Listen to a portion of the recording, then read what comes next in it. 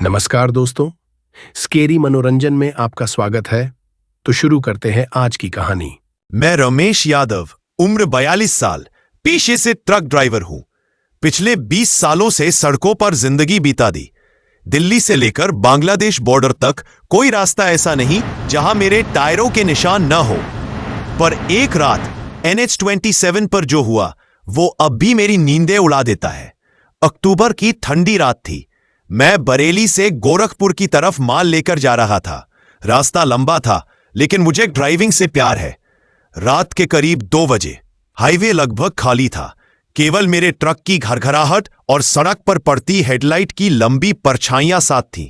जैसे ही मैं बस्ती जिले की सीमा में पहुंचा, एक अजीब सी ठंडक ट्रक के अंदर भरने लगी। मैंने हीटर ऑन किया, लेकिन तापमान और गिरता जा रहा था। तभी अचानक सामने से एक सफेद साड़ी पहने औरत सड़क के बीच खड़ी दिखी। मैंने जोर से ब्रेक मारे, ट्रक रुक गया। टायरों की चीख से नींद भी उड़ गई। मैं घबरा गया। इतनी रात को जंगल के बीच ये औरत क्या कर रही है? मैं ट्रक से उतरा। बहन जी, आप ठीक है? इस सुनसान जगह पर क्या कर रही हैं? उसने कोई जवाब नहीं दिया। सिर झुका हुआ था, बाल चेहरे पर बिखरे हुए। मैं थोड़ा पास गया। देखिए, रात बहुत हो गई है, चलिए मैं किसी पुलिस चौकी तक छोड़ देता हूं। तभी उसने अपना सिर उठाया। उसका चेहरा, या शायद चेहरा नहीं था, सिर्फ 2 गहरे काले गड्ढे जहां आंखें होनी चाहिए थी। मुंह जैसे खून से रंगा हो। वो मुस्कराई। नहीं, डरावनी सी फटी मुस्कान थी वो। तू भी नहीं बचेगा रमेश। उसकी आवाज किसी खौफनाक गुफा से गूंजती आई। मैं भागा, किसी तरह ट्रक में चढ़ा और इंजन स्टार्ट किया। ट्रक ने स्टार्ट होने में एक पल की देरी की और मेरा कलेजा मुंह को आ गया। जैसे ही ट्रक चला, मैंने शीशे में देखा, वो औरत दौड़ रही थी। पर वो दौड़ नहीं रही थी, वो हवा में तैर रही थी, ट्रक की स्पीड से भी तेज। मैंने एक्सेलरेटर दबा दिया। ट्रक 80, 100, 120 पे पहुंच गया, लेकिन शीशे में उसकी परछाई बनी रही। तभी ट्रक का रेडियो अपने आप ऑन हो गया। उसमें से कोई घिसी हुई आवाज गूंजने लगी। तेरा नंबर आ गया है रमेश, अब कौन बचाएगा? मेरे हाथ कांप रहे थे। मैं भगवान का नाम लेने लगा, लेकिन सब बेकार। कुछ किलोमीटर बाद एक पुराना सा ढाबा दिखा, मां शीतला रेस्ट पॉइंट। वो कभी देखा नहीं था पहले, लेकिन मैंने फौरन ट्रक मोड़ा और वहीं रुका। जैसे ही मैं नीचे उतरा, सब शांत हो गया। औरत गायब, रेडियो बंद, हवा रुक गई। ढाबे में एक बूढ़ा आदमी बैठा था।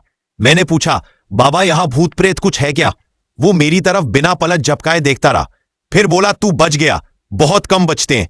मैं हैरान था, आपको कैसे पता? बाबा ने कहा, NH-27 के इस हिस्से पर हर साल एक ड्राइवर की जान जाती है।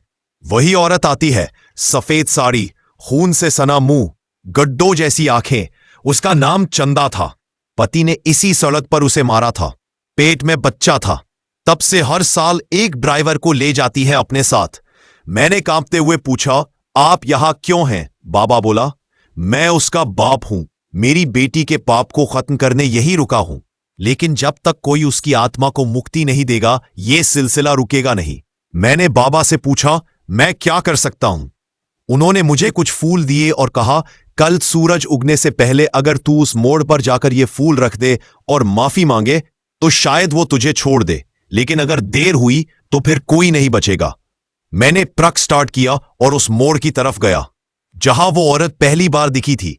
रास्ता और भी डरावना हो चुका था। पेड़ों की शाखाएं जैसे मुझे पकड़ने को आगे बढ़ रही थी। मैंने फूल वहां रखे और कहा, चंदा, मुझे माफ कर दो।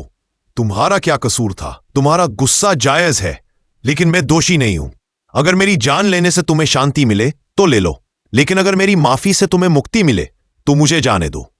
कुछ पल सन्नाटा रहा, हल्की सी हवा चली और एक सिसकी सुनाई दी। सूरज की पहली किरण फूटी और वो मोड़, वो जगह, सब सामान्य लगने लगी। अब 5 साल हो गए। मैं अब भी ट्रक चलाता हूं, लेकिन उस हिस्से से कभी नहीं जाता। और उस रात के बाद कोई ड्राइवर NH-27 पर मरा नहीं। कभी कभी सोचता हूं, क्या वो माफ कर चुकी थी या सिर्फ मुझे छोड़ा था? पर एक बात तय है, जब भी आप अकेले रात में सफर करें और एक औरत सफेद साड़ी में दिखे, तो रुकना मत, कभी नहीं। तो दोस्तों, कैसी लगी हमारी आज की कहानी? हम आपके लिए आगे भी ऐसे ही कुछ और मजेदार किस्से लेकर आते रहेंगे। तब तक अपना ख्याल रखिए और हमारे चैनल स्कैरी मनोरंजन से जुड़े रहिए।